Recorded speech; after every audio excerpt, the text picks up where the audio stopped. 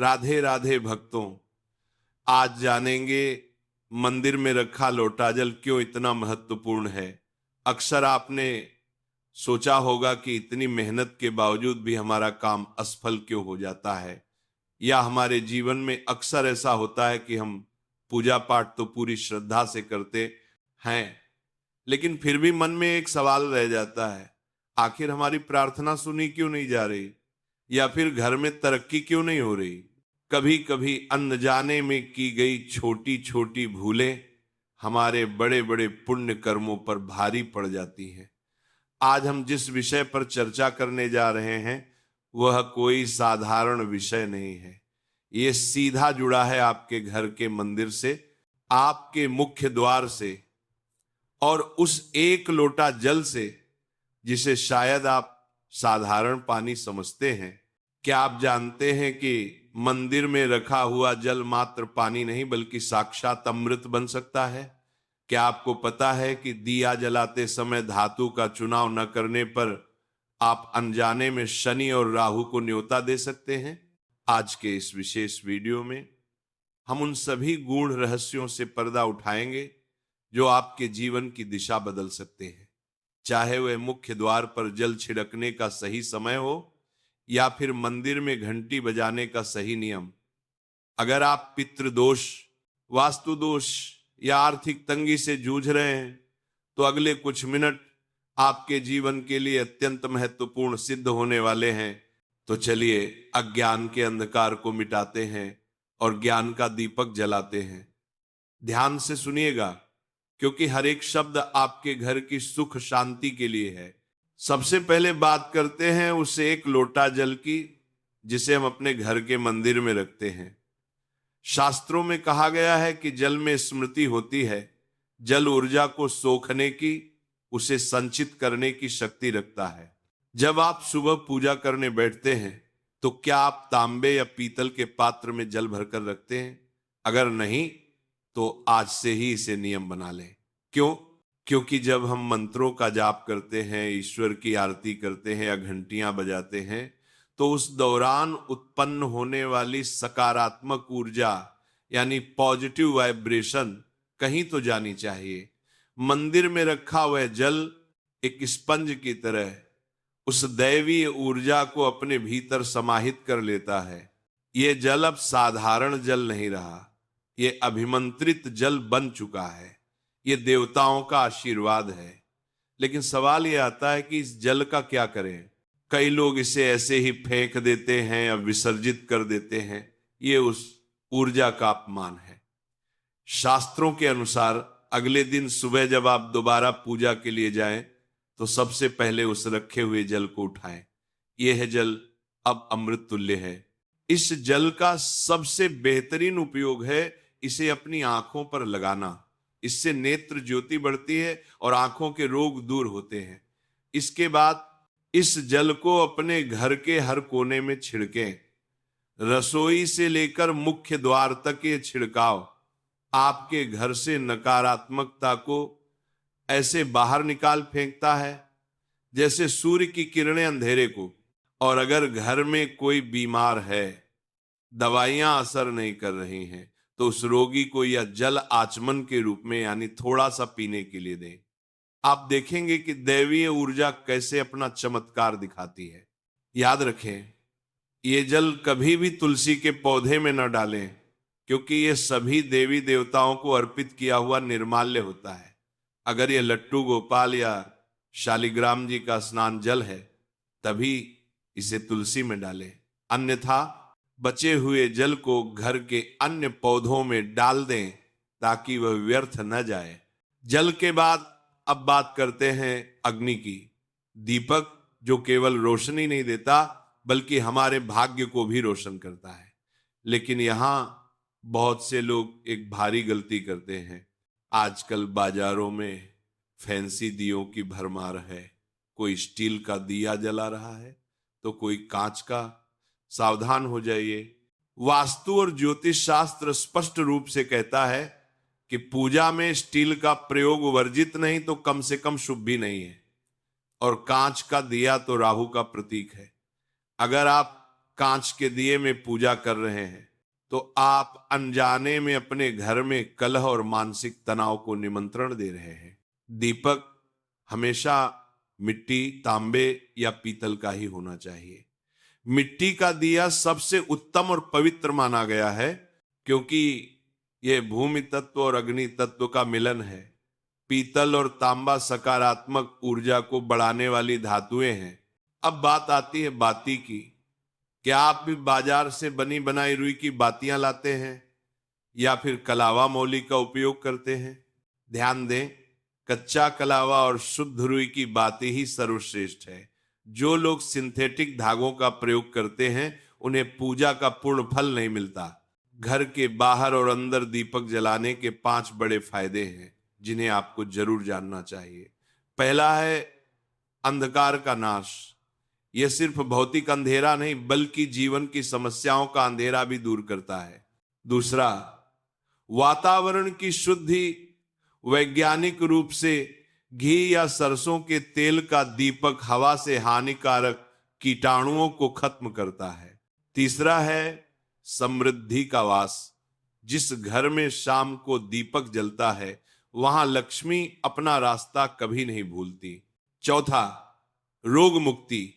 अगर आप दीपक में 1 लौंग डाल दें तो इसका प्रभाव 2 गुना हो जाता है, जो स्वास्थ्य के लिए लाभकारी है। और पांचवा, शुभ शक्तियों का आकर्षण। जलता हुआ दीपक एक चुंबक की तरह है जो ब्रह्मांड की शुभ शक्तियों को आपके घर की ओर खींचता है। तो अगली बार जब आप माचिस की तीली जलाएं तो ध्यान रखें कि आप सिर्फ एक दिया नहीं जला रहे, आप अपने घर की ऊर्जा को बदल रहे हैं। दोस्तों, घर का मुख्य द्वार सिर्फ लकड़ी का दरवाजा नहीं होता।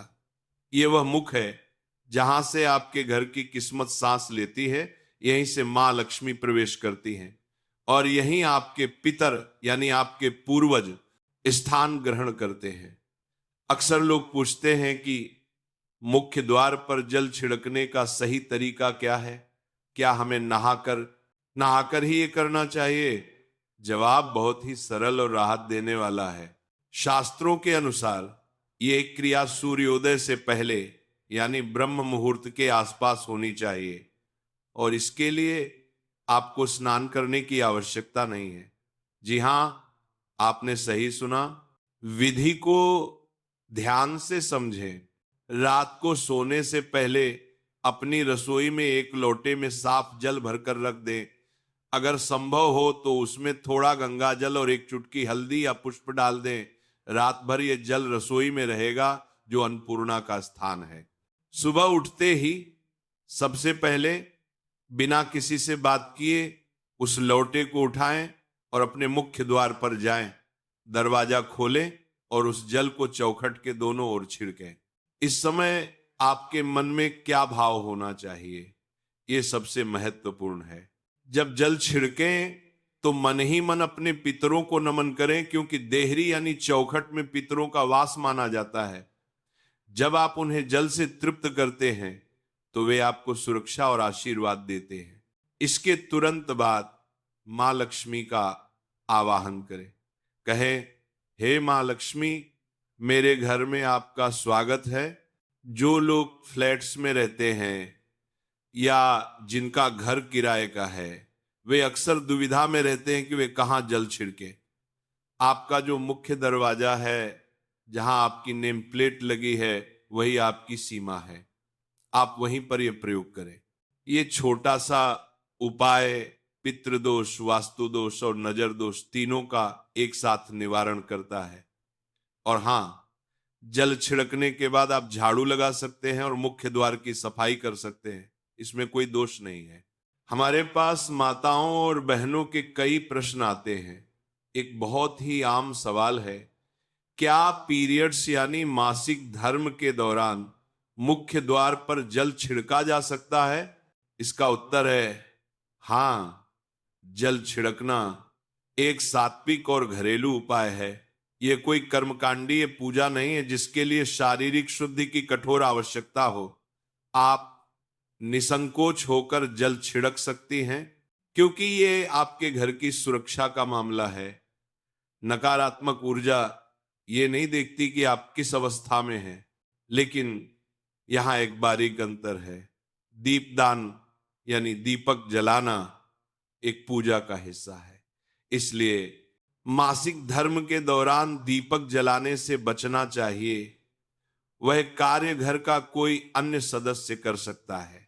शुद्धि के बाद ही आप पुनः दीप प्रज्वलित करें। एक और बात जो अक्सर पूछी जाती है, दवाइयों का असर न होना।